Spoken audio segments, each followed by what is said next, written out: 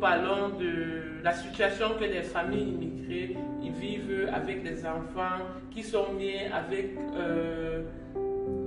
l'handicap, si on peut appeler ça comme ça.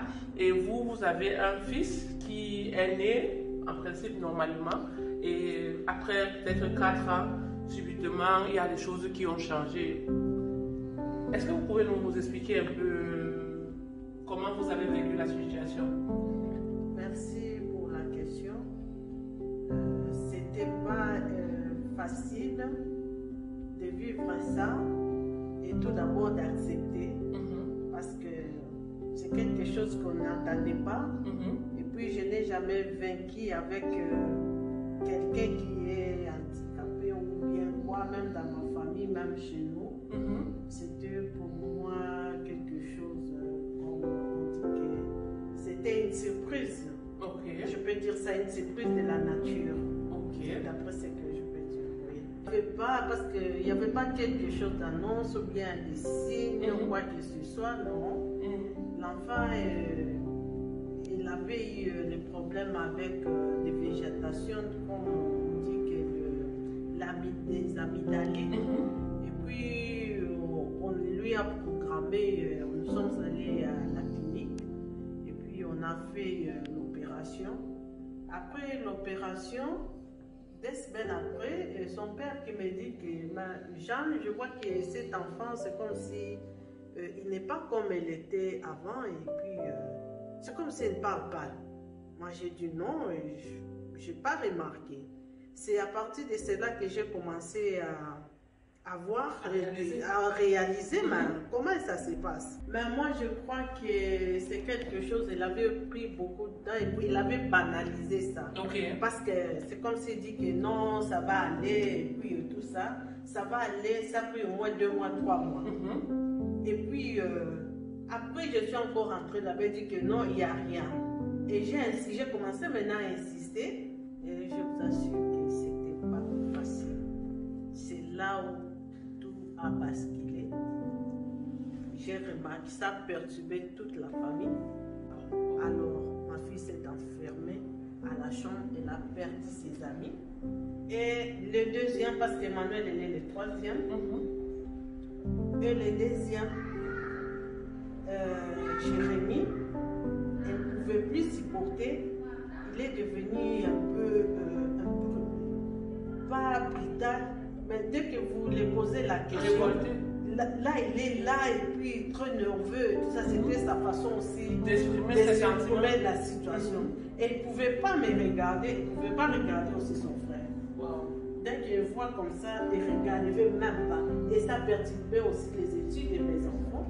C'est comme si tout le monde me regardait. C'est comme si j'étais coupable de la situation et je me demandais pourquoi. Et je ne pouvais plus sortir avec mon fils parce que quand il sort avec, quand il crie, ou bien quand il fait quelque chose, tout le monde te regarde. C'est comme si tu es un extraterrestre. Oui, une maman. Quand les gens ne comprennent pas parce que de vue comme ça, mon fils n'a pas de. Physiquement, il n'a pas quelque chose. Il y a une femme que je remercie beaucoup, qui était aussi de la sociale. Elle m'a dit non, il faut entrer, chercher et tout ça. Il y a un endroit à Fortan ou tout ça. Et là, on peut voir aussi pour connaître aussi qu'est-ce que l'enfant est là et tout ça. Entre-temps, chez les experts, chez les médecins, ils n'ont rien trouvé. Ils m'ont fait passer le temps pour rien me dire. Bon, ça allait apaiser. Pourquoi? Parce que je pouvais aussi mieux comprendre que la situation est comme ça. Il faut aller dans un riche ou bien aller comme ça, puis aller comme ça. Mais là, il faut que j'appelle mes amis qui sont en France, comment ça se passe là-bas et comment ça. Donc, tout était vraiment, c'était bouleversé et puis je ne savais pas. Et là, on a quand même appelé, on a trouvé un endroit spécialisé là où on peut détecter et tout ça, comment on peut faire. Et on a appelé à Malbron, ils m'ont donné encore termine 6 mois après. 6 mois après, je suis allée là-bas. J'avais fait, on avait fait, je crois, 2 semaines ou bien 3 semaines là-bas. c'est là qu'on avait dit que non, on a vu votre fils, il est autiste. Wow. Oui, là, je remercie le bon Dieu parce que à partir de là, j'avais connu une association de femmes qui m'ont soutenu vraiment, des femmes de Sonta, qui m'ont soutenu, on était vraiment devenus comme des amis. Et puis j'ai une amie là-bas, et elle travaille à Saint-Fesfond, Farouk et Bergman. Cette femme-là, elle était comme ma grande sœur, comme ma mère, comme tout. Elle était là jour et nuit pour moi. C'est elle qui parlait de moi aux gens. La personne qui a fait la surprise pour moi, elle était partie en retraite. Comme c'était sa dernière jour de retraite, et puis les gens ont fêté et tout, on lui a donné je ne sais pas quoi et tout ça. Tout ce qu'elle avait gagné là-bas, elle a mis ça dans un enveloppe. Mais la personne là, elle est inconnue. Oui. Je la connais, c'est une femme allemande. Wow. Mais elle a dit, je ne veux pas que vous citez mon nom. Et gardez ça comme ça et tout ça. Et je connais la personne, mais je ne sais pas c'était qui. Et alors elle a fait une enveloppe. Dans cette enveloppe-là, avec des fleurs et tout ça, j'arrive, on a mangé des gâteaux, banoff et tout ça, et ils m'ont donné l'enveloppe. J'ouvre l'enveloppe, c'était 850 €. Wow. Dedans. Et j'ai dit, mais là où on devait aller avec Emmanuel, c'était 650 €. Oui. Mais elle a mis avec 850 € avec les transports et tout. Et l'hôtel. mon ami là, Robert, elle a sacrifié son travail, parce qu'elle est journaliste, historienne. Elle a sacrifié son travail, elle a dit que non, moi je n'ai pas autre chose à te donner, je vais t'assister. Elle a mis sa voiture, elle est avec moi jusqu'à Francfort. On est resté là-bas, l'enfant a fait ses exercices et tout ça. Et puis on est entré, et là j'ai dit que waouh. Et ça m'a donné encore la force. Qui n'était plus là en fait. Et à la place de dire que les Allemands sont comme ça, j'ai dit non, mais là ils sont comme ça, mais de l'autre côté, mais parce que tout l'entourage que j'ai là, c'est pas des étrangers, mais ce sont des femmes aussi allemandes. Et ça m'avait aussi réconforté. Et qu'est-ce que vous souhaitez peut-être des compatriotes qui ne vivent peut-être pas la même situation, mais qui se taisent, peut-être parce qu'ils sont dépassés par la situation ou bien alors par l'événement, comme je peux le dire, peut-être pour vous faciliter la tâche, pour que peut-être nous qui ne vivons pas la situation, qu'on puisse mieux comprendre, pour vous venir un peu plus en aide, quel est votre souhait spontané que vous pouvez nous dire ici? Bon, pour moi, d'abord, premièrement, je veux m'adresser d'abord aux femmes. C'est la maman qui est là, c'est la maman qui est là, qui est à la base de tout. C'est pas la base des maladies, mais c'est la maman qui doit qui va bouger. Parce que moi, si je n'avais pas bougé, mon fils n'allait pas trouver, même s'il ne parlait pas, même si, mais il y a quand même l'amélioration. Parce que je n'ai pas eu la honte de quelqu'un. J'ai perdu des amis et tout ça, comme dans notre communauté. Il y a des gens et ils te regardent comme ça, parce que je ne peux pas amener mon fils chez les gens. Je ne peux pas être là, quand il est là comme à l'église, tu pars avec, il doit crier, peut-être il peut faire ses prises. Il y a des gens qui te regardent, et tu ne peux pas supporter ça. Mais moi, je dis que peu importe, c'est mon fils. Aussi longtemps que j'ai vu, je dois faire le maximum, je dois demander. Et je n'ai pas honte. Si je vois quelqu'un qui a vécu cette chose, je cherche toujours. Toi, tu connais ça. Tu as déjà vécu ça. Je n'ai pas honte de demander. Bien sûr. Je n'ai pas honte de demander. Même chez les Caritas, même chez les... Je pars là-bas, je discute avec les femmes. Comment est-ce qu'on peut faire ça? Est-ce qu'on peut faire ça? Est-ce que vous connaissez quelqu'un? Donc, je n'ai pas ouvert ma bouche, je n'ai pas honte. Je parle de la situation de mon fils à tout le monde. Même si je parle, s'il faut parler, je parle de mon fils.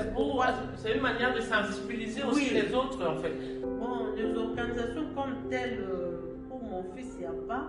Mais pour moi personnellement, je suis allée à la diaconie Saint-Ouen.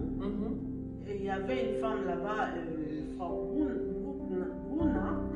La femme là, elle était comme une mère pour moi. On parlait, quand je comment va.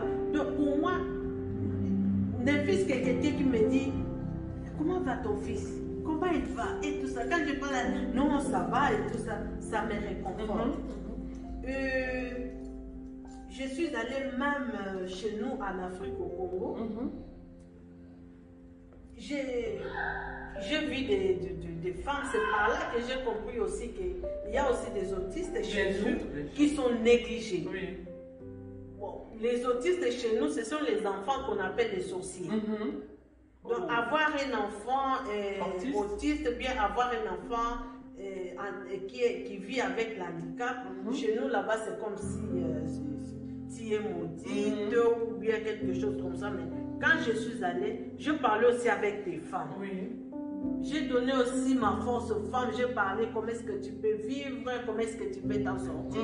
Parce qu'il y a beaucoup de femmes chez nous qui ont perdu leur mariage. Il y a des familles, à cause de ça.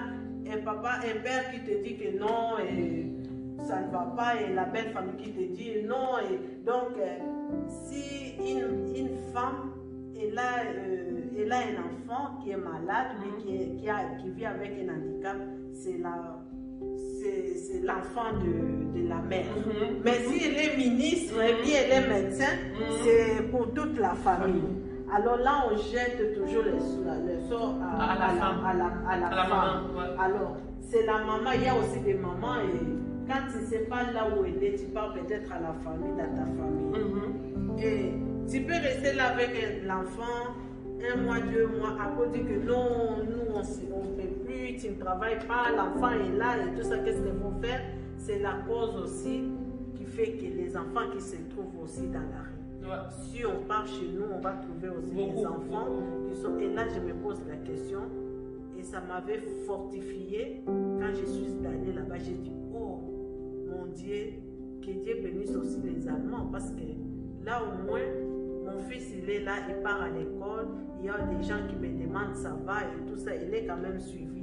Mais regarde les enfants, regarde les femmes qui sont aussi comme moi, mais et ça m'a donné encore la force de vivre. Je suis allée au Brésil, je parlais de la situation de mon fils, j'ai réconforté des familles, et par là, ça m'a donné la force de créer aussi une association. Oh, ça devait être ma prochaine question. Mon association, c'est l'association La Grâce. La Grâce. Et c'est en Allemagne ou bien c'est... Oui, en Allemagne, je suis en train, on est ici, on est en train d'organiser des papiers. J'attends d'abord que ça finisse là-bas, parce que j'ai commencé ça au Brésil, parce que là c'était vraiment urgent. Et puis j'ai signé les papiers que je veux faire entrer dans les Amtsgericht. Je suis en train de chercher aussi les sponsors qui peuvent m'aider, parce qu'il y a à l'école, j'avais demandé chez mon fils quand j'étais encore de l'autre côté.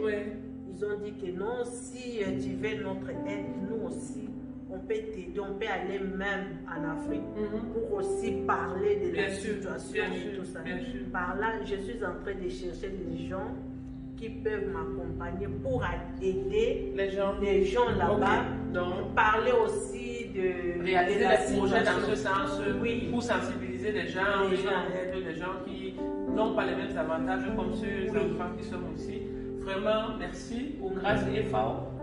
J'espère vraiment que très bientôt ce sera enregistré, et moi personnellement, je serai ravie de vous donner un coup de main à ce niveau.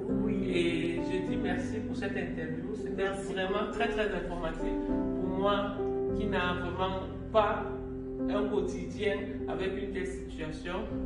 Merci, et tout la Rising e.V. Sagt Dankeschön. Danke.